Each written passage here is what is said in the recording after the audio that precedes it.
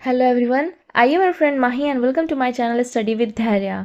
तो vision IAS के अपने इस करंट अफेयर के सीरीज़ में हम इंटरनेशनल रिलेशन कर रहे थे, जिसमें हमने ये जो बड़ा वाला टॉपिक है लॉन्ग वाला वो हमने कर लिया है। अब हम शॉर्ट टॉपिक की अगर बात करें तो इसमें 3 टॉपिक बहुत ज़्यादा ही इंपॉर्टेंट है। मेंस पॉइंट ऑफ व्यू से ही हम कर रहे हैं ज़्यादातर इसे, और वो भी ऐसे तो सारे पीसेस के लिए इंपॉर्टेंट है, पर हम मेनली फोकस कर रहे हैं 70th बीपीएससी का जो मेंस आने वाला है उस पर।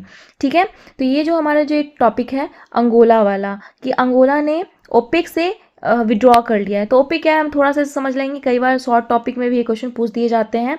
फिर इंडिया जो है वो मेंबर बन गया है यूएनएससी का, इसे थोड़ा सा देख लेंगे।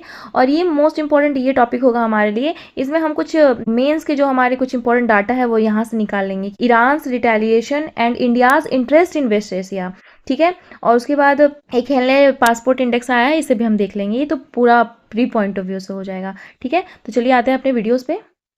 ये देखिए फ्रेंड्स, तो हम शॉर्ट क्वेश्चन में जल्दी से देख लेते हैं क्या क्या इंपॉर्टेंट है हमारे लिए। तो ये अंगोला ने विड्रॉ कर लिया है ओपेक से। तो अब ओपेक क्या होता है? तो ओपेक का फुल फॉर्म होता है organisation of the petroleum exporting countries. अब ये ऑर्गेनाइजेशन है कैसी कंट्रीज का? तो जो पेट्रोलियम एक्सपोर्ट करती हैं ना, वैसी कंट्री का एक ऑर्गेनाइजेशन है। और जो ओपेक है वो एक इंटर गवर्नमेंटल ऑर्गेनाइजेशन है। ठीक है, इसे इस्टेब्लिश किया गया था बगदाद कॉन्फ्रेंस में 1960 में। ठीक है, इसमें कौन कौन कंट्रीज थे? तो Iran, Iraq, Kuwait, Saudi Arabia and Venezuela. अब ये जो कंट्रीज आप देख पा रहे हैं ना, ये ज़्यादातर वैसी कंट्रीज हैं जो ऑयल एक्सपोर्ट करने का काम करती हैं, जहाँ पे ऑयल के बहुत ज़्यादा भंडार हैं, रिजर्व्स हैं। ठीक है, और इसके मेंबर कौन कौन हैं? तो इनका नाम देख लेते हैं एक बार। Algeria, Equatorial Guinea, Gabon, Libya, Nigeria, Republic of Congo and UAE.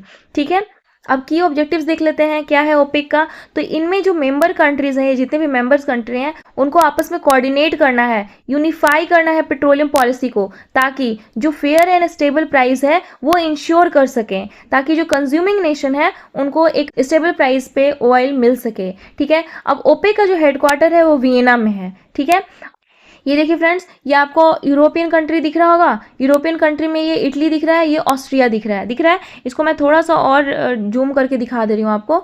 ये देखिए, ये है ऑस्ट्रिया और ये है इसकी कैपिटल वियना।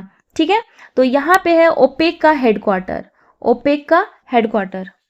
तो फ्रेंड्स, हमने ये देख लिया कि ओपेक का जो हेडक्वार्टर है वो वियना में, ऑस्ट्रिया में है। ठीक है, अब अगर हम इसके सिग्निफिकेंस की बात करें तो ओपेक जो है वर्ल्ड का जितना भी क्रूड ऑयल रिजर्व है उसका 80% से ज़्यादा जो रिजर्व है वो ओपेक कंट्रीज़ के पास है। अब एक होता है OPEC plus country. OPEC plus country जितना भी वर्ल्ड में ऑयल प्रोडक्शन होता है उसका 40% ओपेक प्लस कंट्री से होता है। अब ओपेक प्लस कंट्री क्या है? तो इसमें ओपेक कंट्री तो है ही, और 10 other major oil exporting nations भी हैं इसमें, जिसमें रशिया भी इंक्लूड है। ठीक है, तो ये होता है ओपेक प्लस कंट्री। अब हम लोग कुछ और पॉइंट्स देख लेते हैं। अब देखिए, नेक्स्ट पॉइंट दिया है कि ओपेक जो है वो कैसे क्रूड ऑयल प्राइस को फिक्स करती है। तो ये हमारे लिए बिल्कुल भी इंपॉर्टेंट नहीं है, बस ये डिमांड एंड सप्लाई पर डिपेंड करता है, ये पता होना चाहिए। उसके अलावा एक जो और पॉइंट यहाँ पे इंपॉर्टेंट है कि जैसे जो क्रूड ऑयल होती है ना, उसकी क्वालिटी किस पे मापी जाती है, किस बेसिस पे मापी जाती है, उसका बेंचमार्क क्या होता है? तो ब्रेंट क्रूड यूज किया जाता है as a benchmark crude oil की जो क्वालिटी होती है उसको मेजर करने के लिए। अदर बेंचमार्क भी है जैसे कि WTI, वेस्ट टेक्सास इंटरमीडिएट। ठीक है, लेकिन ये ज़्यादा फेमस ब्रेंट क्रूड ही है। ठीक है, अब नेक्स्ट देख लेते हैं point. India has started a 4-year term as a member of the UNSC। अब UNSC क्या है? तो यूनाइटेड नेशन स्टैटिस्टिकल कमीशन। ठीक है, तो UNSC का मेंबर बन गया है इंडिया 4 साल के लिए। ठीक है, तो बस इसमें समझने लायक इतना ही था।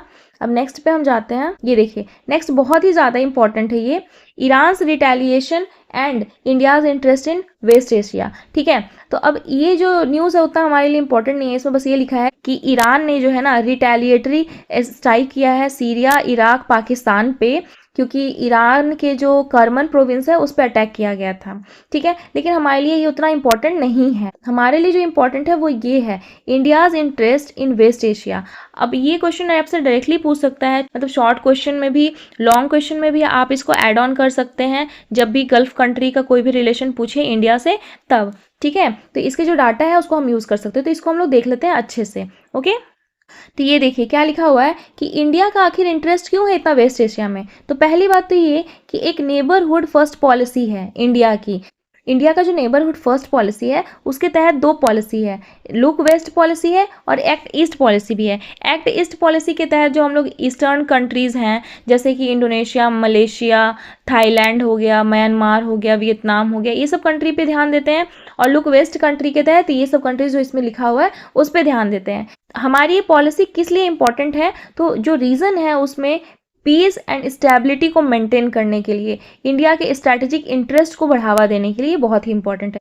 उसके अलावा वेस्ट एशिया हमारे लिए क्यों इतना इंपॉर्टेंट है, अगर हम उसे समझें तो इंडिया से जितने भी बाहर वर्कर्स जो जाते हैं काम करने के लिए, उनका मोर देन 30% जो है वो GCC कंट्री में जाते हैं। अब GCC कंट्री क्या है, तो गल्फ कोऑपरेशन काउंसिल। अब गल्फ कोऑपरेशन काउंसिल में कौन कौन से कंट्रीज आते हैं, अब हम GCC कंट्रीज को समझ लेते हैं। GCC कंट्रीज में जो ये मेन जो खाड़ी देश वाले आते हैं ना, गल्फ कंट्रीज आते हैं। ये हमारा प्यारा भारत है, उससे अगर हम वेस्ट में चले जाएं तो यहाँ पे हमें गल्फ कंट्रीज दिखेंगी। अब ये GCC कंट्री में ना 6 कंट्रीज आती हैं, तो कौन कौन से आती हैं तो ये हम लोग देख लेते हैं। तो GCC कंट्री में जो पहले छोटी वाली कंट्री है हम लोग उसे देख लेते हैं अच्छे से। तो ये देखिए 3 कंट्री पहले ऐसे याद करते हैं। तो पहला है कुवैत, बहरीन और कतर, ये हो गया, आपको दिख गया। अब 3 कंट्री और मैं दिखाती हूँ, ये देखिए, ये है UAE, ओमान और सऊदी अरबिया। ये टोटल 6 कंट्री हैं, कुवैत, यहाँ पे बहरीन, कतर, UAE, ओमान और सऊदी अरबिया। ये टोटल 6 कंट्री हैं जो GCC कंट्री में आती हैं, ठीक है। अगर हम रेमिटांसेस की बात करें तो टोटल इंडिया का जितना रेमिटांसेस आता है उसमें से 18% तो UAE से आता है, 5.1% सऊदी अरबिया से आता है और कुछ ओमान, कतर और कुवैत से भी आते हैं, ठीक है। अगर हम कनेक्टिविटी की बात करें तो वेस्ट एशिया में हमारा इंटरेस्ट इसलिए है क्योंकि वेस्ट एशिया के थ्रू ही हम लोग यूरोपियन कंट्री तक पहुंच सकते हैं। कैसे, तो देखिए ये फ्रेंड्स हमने पढ़ा था INSTC। तो INSTC क्या है, तो इसे हमने डिटेल में कवर किया था अपने इंडिया रशिया वाले वीडियो लेक्चर में, तो उसे आप जाके अच्छे से देख लें। तो ये देखिए INSTC जो है एक land and sea based multi modal transport network है जो कि कनेक्ट करेगा इंडियन ओशन को पर्शियन गल्फ से होते हुए कैस्पियन सी तक, ठीक है। फिर नेक्स्ट आता है हमारा आईमेक। आईमेक क्या है, तो India middle east European economic corridor. इसे हमने अपने इंडिया इटली के जो वीडियो लेक्चर है उसमें कवर किया था। तो इन दोनों का जो लिंक है ना मैं डिस्क्रिप्शन में डाल दूंगी। तो आईमेक भी है ना, वो कहीं ना कहीं इंडिया को वेस्टर्न कंट्री तक अपनी पहुंच बढ़ाने का एक लिंक प्रोवाइड कराता है थ्रू वेस्ट एशिया, ठीक है। अब है चाबार पोर्ट, इसके बारे में तो सभी लोग जानते होंगे। चाबार पोर्ट को इंडिया बना रहा था ईरान में। अभी तक तो फिलहाल ये कंप्लीट नहीं हुआ, लेकिन अगर ये बन जाता है तो ये हमें रास्ता प्रोवाइड करेगा यूरोपियन कंट्री तक जाने का, ठीक है। ये तीनों जो रास्ता है वो कहीं ना कहीं इंडिया को एक रास्ता प्रोवाइड कराएगा यूरोपियन कंट्रीज तक जाने का थ्रू गल्फ कंट्रीज। तो इसलिए भी हमारे लिए वेस्ट एशिया बहुत ही ज़्यादा इंपॉर्टेंट है।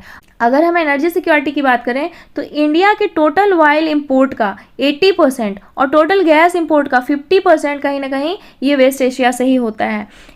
उसके अलावा भी अगर मेजर ऑयल सप्लायर की बात करें तो इराक एंड सऊदी अरबिया जो है वो वेस्ट एशिया में ही हैं। उसके बाद जो कतर जो है वो LNG का बहुत ही बड़ा सप्लायर है इंडिया के लिए। तो इस तरीके से हम देख सकते हैं कि वेस्ट एशिया बहुत ही ज़्यादा इंपॉर्टेंट है हमारे लिए। और ये जो डाटा हमें मिला है यहाँ से कि नेबरहुड फर्स्ट पॉलिसी, डायस्पोरा कितना है, रेमिटेंसेस कितने आते हैं, कनेक्टिविटी की क्या सुविधा है, एनर्जी सिक्योरिटी का क्या इंपॉर्टेंस है, तो इसे डायरेक्टली क्वेश्चन भी पूछा जा सकता है।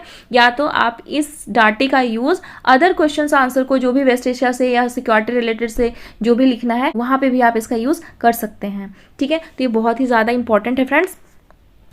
अब आते हैं अपने नेक्स्ट और लास्ट वाले टॉपिक पे जो है कि Henley passport index. Henley passport index हमारे लिए प्री पॉइंट ऑफ व्यू से इंपॉर्टेंट है, वो तो हम इस PD वाले करंट अफेयर में भी कवर करेंगे।